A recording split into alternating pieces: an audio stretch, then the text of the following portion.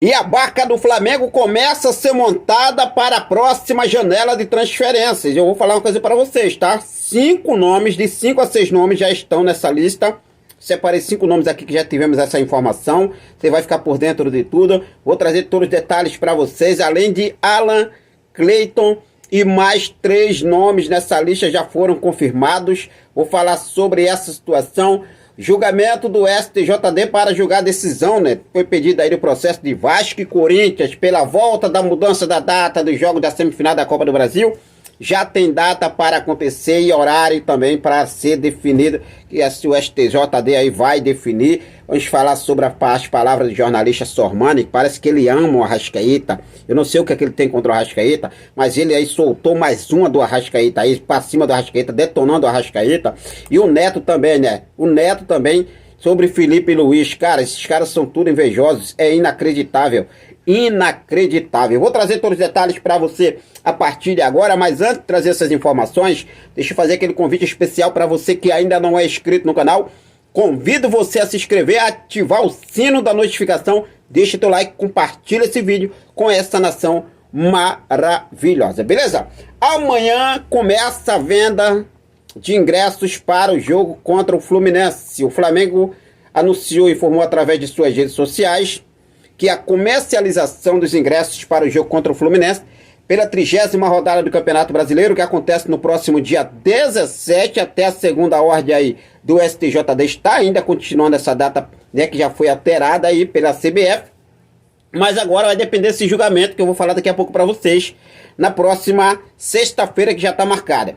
Situação envolvendo, né, esse jogo contra o Fluminense. O Flamengo já colocou a venda de ingressos para amanhã, a partir das 10 horas. 10 horas, você que é sócio torcedor, você pode comprar o ingresso amanhã. Sexta-feira terá liberação para o público geral, tá? Então fica ligado a isso aí, para não perder sequer um segundo desse jogo do nosso mais querido e mais amado do Brasil, clássico contra o Fluminense. Por se falar em Fluminense, olha só a informação importante aqui. O Fluminense perdeu mais um jogador, né? Mais um jogador titular aí para o jogo contra o Flamengo, isso porque o Kevin Serna, que ele sofreu uma lesão na parte posterior da coxa esquerda no jogo contra o Cruzeiro. O tempo de recuperação do atleta é de 1 a 2 meses, pode ficar até de fora da temporada, né? O Kevin aí, o atacante do Fluminense, que é titular absoluto. Lembrando que agora o Fluminense soma com 4 desfalques por enquanto, com o John Arias, que foi convocado. Tem aí também a situação envolvendo Marcelo e Keno, que estão cumprindo suspensão automática pelo 3º cartão amarelo. E agora lesionado, tá aí o Kevin Serna, né? Kevin Serna. Bom, mudar de assunto aqui agora, vamos falar sobre a decisão do STJD, que já foi divulgado, que será julgado o pedido de Corinthians e Vasco nesta próxima sexta-feira, dia 11, às 10 horas da manhã. E os caras não desistem, mano. Cara, nem uma complicação do caramba por causa desse negócio.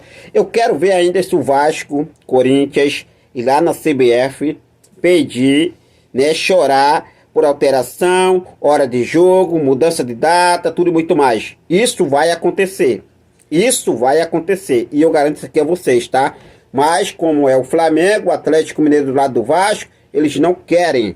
Eles não querem e foram ao STJD, que vai julgar o pedido nesta próxima sexta-feira. Eles estão querendo que o STJD dê a decisão para a CBF retornar, né, as datas que eram anteriores. Flamengo e Corinthians no dia 17, Flamengo e Fluminense no dia 20, porque a CBF mudou. Flamengo e Fluminense para o dia 17, que aconteceria no dia 20, e botou o Corinthians e Flamengo, que aconteceria no dia 20, no dia 17, botou para o dia 20. Então, vamos ver o que deve acontecer aí sobre a situação desse julgamento que acontece na próxima sexta-feira, beleza? Bom, mudar de assunto aqui agora, vamos falar sobre a situação envolvendo o jornalista Sormani, porque parece que esse cara, ele gosta do Arrascaeta, ele ama o Arrascaeta, ou é muita inveja do Arrascaeta, porque, mais uma vez, ele detonou aqui o Arrascaeta. Olha só o que ele falou. O Arrascaeta se acha o maior jogador da América do Sul. Ele não é titular da seleção uruguaia. Por quê? Porque a mídia flamenguista o trata assim. E a torcida, consequentemente, compra essa ideia. E fala a mesma coisa. Desde 2019, quando ele chega ao Flamengo e o Flamengo ganha tudo, o Arrascaeta é tido por muitos como o maior jogador depois do Pelé e o maior jogador da história do futebol sul-americano, superando o Messi. Ele não é titular no Uruguai. Ele não consegue ser titular numa seleção cujo país tem 3 milhões e 500 mil habitantes. Então o torcedor do Flamengo compra essa ideia de que esse time é imbatível. É o time milionário? Isso não tenho a menor dúvida. Agora, a lista telefônica também está cheia de nomes. O Flamengo parece lista telefônica. É um time recheado de nomes, mas não é um time. Ele, né, detona o Arrascaeta e diz que o Flamengo parece uma lista telefônica, porque só tem nomes. Jogador que é bom nada, mas não joga nada, mas que a mídia coloca principalmente a Arrascaeta lá pra cima. É inacreditável, né? Os caras, desde 2019, que ele detona o Arrascaeta. Desde 2019 que ele detona o Arrascaeta. É inacreditável. Do outro lado tem o Neto, que o Neto agora começou a pegar no pé do Felipe Luiz.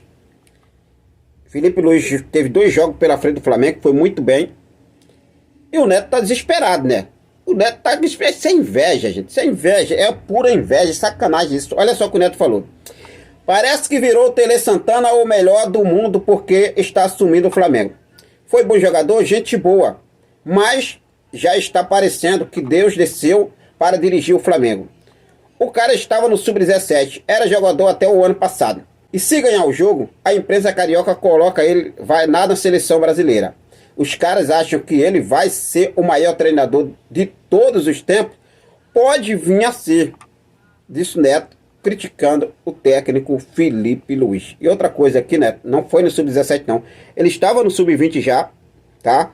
Ele foi pro Sub-17, Sub-17 foi pro Sub-20, foi campeão mundial no Sub-20, foi campeão da Taça Rio no Sub-17 e agora está no principal do Flamengo.